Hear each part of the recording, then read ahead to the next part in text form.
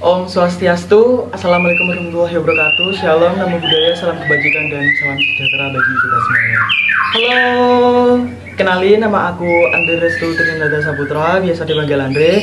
Aku mahasiswa Universitas Udayana, Fakultas Kedokteran Hewan, Prodi Pendidikan Dokter Hewan angkatan tahun 2022 dengan NIM 220951163 dan nama VET Marco Internal Biolaris.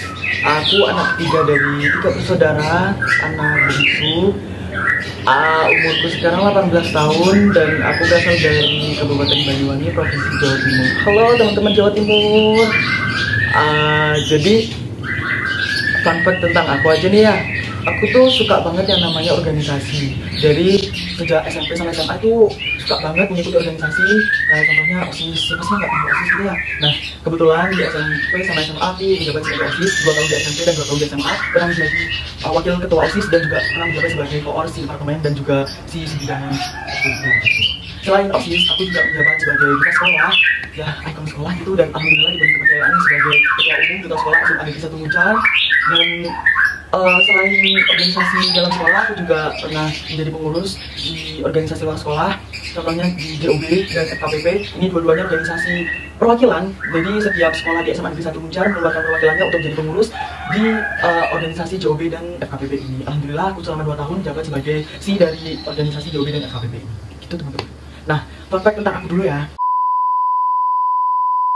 Alasanku memilih fakultas kedokteran hewan tuh kenapa sih?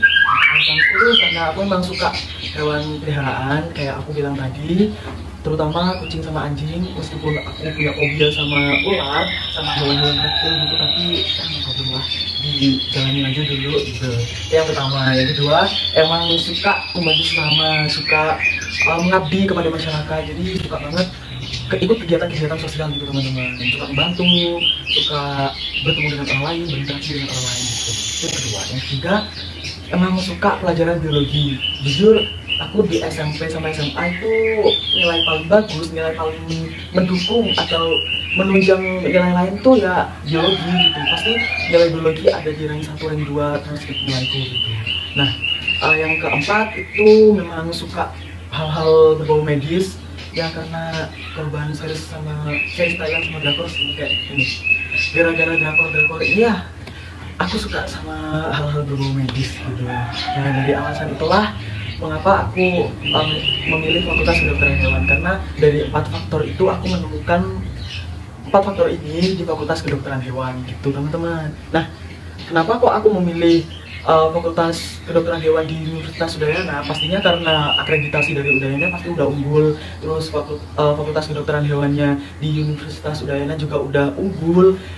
Dan ya fakultas kedokteran hewan di Universitas Udayana itu setelah aku baca-baca di website di Google searching itu katanya masuk di 5 besar fakultas kedokteran hewan terbaik di seluruh Indonesia gitu. Maka dari itulah alasanku kenapa memilih Universitas Udayana. Selain itu aku juga rujukan dari orang tua yang menyuruh aku kuliah di Universitas Udayana karena ya kedua kakakku ada di Bali, jadi menghemat ongkos kos gitu teman-teman. Juga satu alasan yang paling penting yaitu I like culture of Bali. Jadi menurutku Bali itu estetik, Bali itu indah gitu, entah itu budayanya, entah itu Balinya. I think benar-benar estetik, benar-benar indah gitu. Maka dari itu suka banget aku ada di Bali, suka banget aku kuliah di Universitas Udayana, bersyukur banget gitu teman-teman. Nah lanjut aku ada tugas menggambar salah satu ikon Fakultas Kedokteran Hewan di Universitas Udayana. Sebenarnya ada 3 sih, anjing tamani, babi Bali, dan juga sapi Bali. Nah, aku memilih menggambar ya anjing kita mani Bali. Sebenarnya anjing tamani Bali kan ada banyak warnanya, ada putih gitu, tapi ya aku menggambar yang warna coklat. Nah, apa sih anjing kita mani itu? Nah, anjing kita mani merupakan salah satu anjing yang asli Indonesia dan memiliki karakteristik khasnya.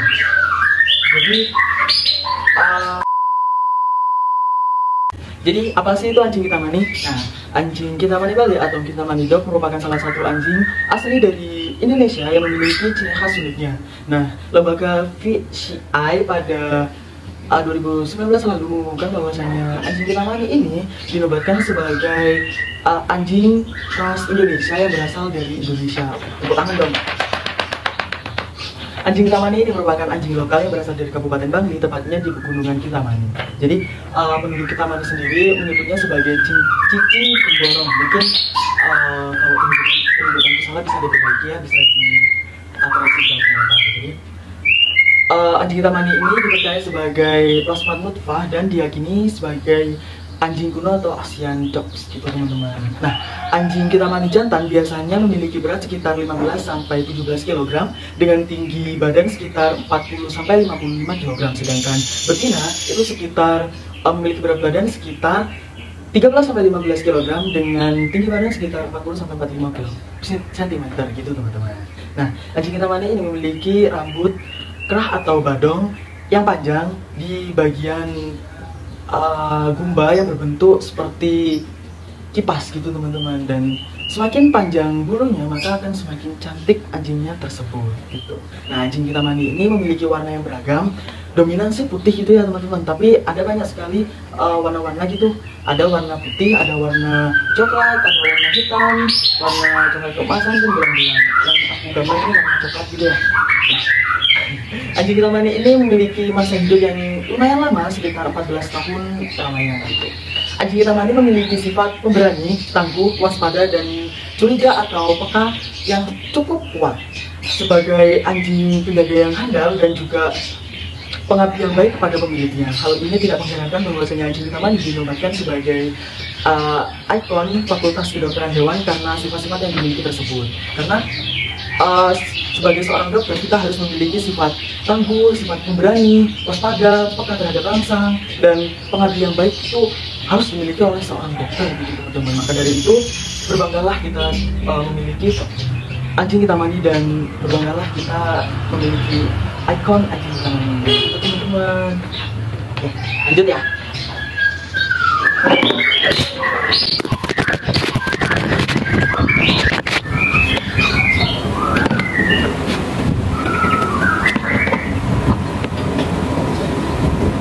Teman-teman, ada kendala. Oke, lanjut. Jadi dari penjelasan sifat-sifat anjing Kintamani tersebut, anjing. Dari penjelasan anjing Kintamani tadi kita bisa jadikan pedoman bagi kita para hewan. Lanjut. Kita para mahasiswa Fakultas Kedokteran Hewan Universitas Udayana pasti sudah tidak asing lagi kan dengan satu salam kebanggaan kita. Ya, salam petro profesional, hidrobiologika, hidrobiologika. Nah, apa sih arti atau makna dari salam petro kita itu? Sebenarnya kan jika kita telisik lagi, salam petro kita ada 3 poin: poin profesional, poin etika, dan poin budaya. Dan masing-masing poin ini memiliki makna-makna tersendiri. Jadi, semakin alas ya. Jadi yang pertama, profesional. Profesional adalah suatu sikap seseorang yang mampu menempatkan dirinya sesuai apa yang sedang terjadi. Yang kedua, sikap beretika. Beretika adalah nilai moral dan norma yang ada yang menjadi pedoman seseorang untuk melakukan sesuatu. Yang ketiga, berbudaya. Berbudaya adalah suatu sikap cinta budaya dan berpegang teguh budaya luhur yang harus dirasakan di kehidupan sehari-hari dengan menyesuaikan perkembangan yang ada. Lalu, apa hubungan ketiga poin tersebut dengan profesi kita sebagai dokter hewan, dan mengapa para dokter hewan harus memiliki ketiga poin tersebut? Sejatinya kita, para calon dokter hewan maupun dokter hewan yang sudah ada di luar sana harus memiliki 3 poin tersebut. Kita kan pasti akan berinteraksi dengan orang lain, kita akan bertemu dengan orang lain. Oleh karena itu, sebagai seorang dokter hewan, kita juga perlu memiliki sikap profesional agar kita bisa mementingkan kepentingan pasien kita di atas kepentingan pribadi kita. Yang kedua, sikap beretika. Beretika, seorang dokter hewan harus bergerak berdasarkan norma-norma yang ada. Dan yang ketiga, sikap berbudaya yang memegang teguh budaya luhur yang diselaraskan dengan kemajuan teknologi. Dengan begitu, akan terbentuk seorang dokter hewan yang bijaksana dan bertanggung jawab dengan pasiennya. Gitu teman-teman. Jadi sebaiknya kita memang harus mengamalkan 3 poin salam teknik kita, dan lebih baik kita tidak melupakan salam teknik kita meskipun kita sudah lulus dari universitas ini. Gitu teman-teman. Nah, selanjutnya aku akan menjelaskan secara singkat apa saja yang akan aku lakukan ketika aku menjadi mahasiswa fakultas kedokteran hewan melalui peta konsep yang sudah aku buat. Gimana ya?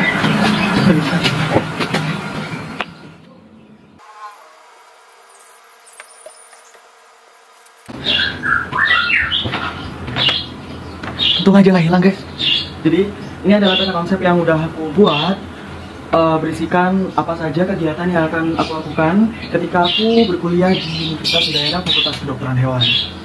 Kelihatan nggak sih?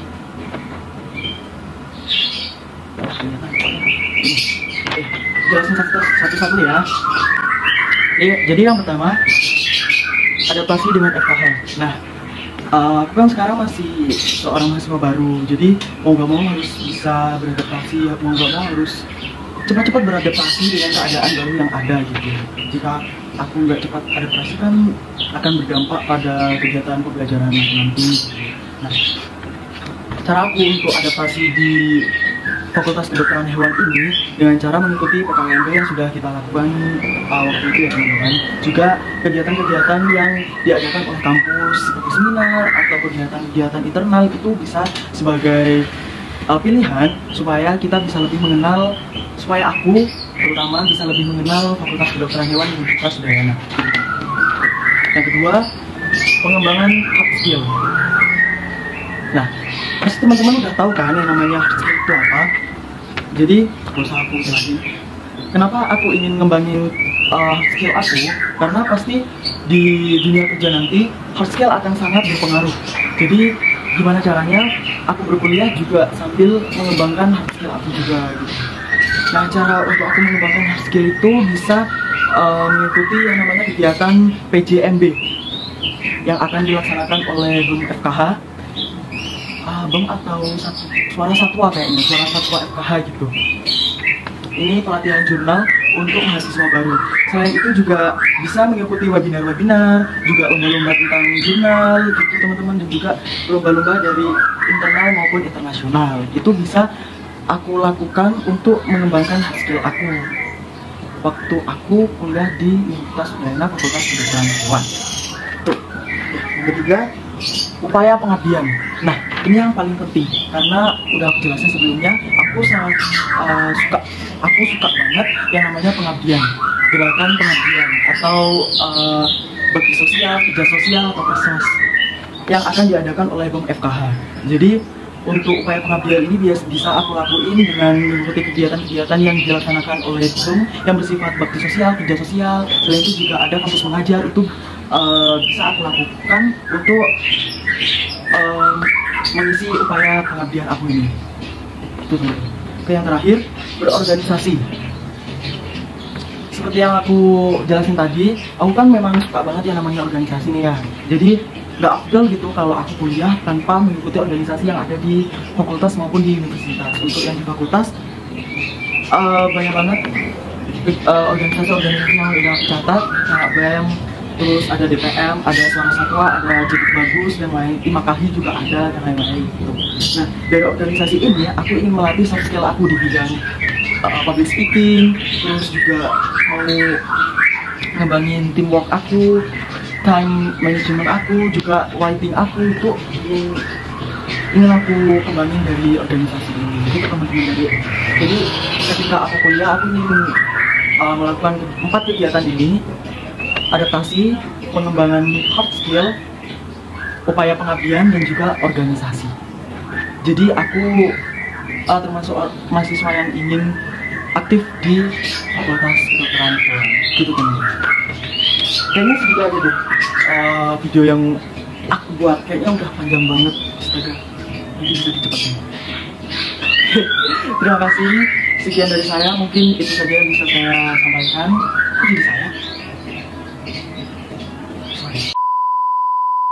Oke, mungkin itu aja yang bisa aku jabarin dalam video ini. Memang video perkenalan, video tugas, jadi maaf masih belepotan, masih banyak perkataan aku yang kurang berkenan. Mohon maaf, masih banyak kata-kata aku yang masih belibet. Semoga aku bisa belajar lebih baik lagi tentang public speaking, bisa dari dan terima kasih, sekian dari saya. Om Swastiastu, Assalamualaikum warahmatullahi wabarakatuh. See you.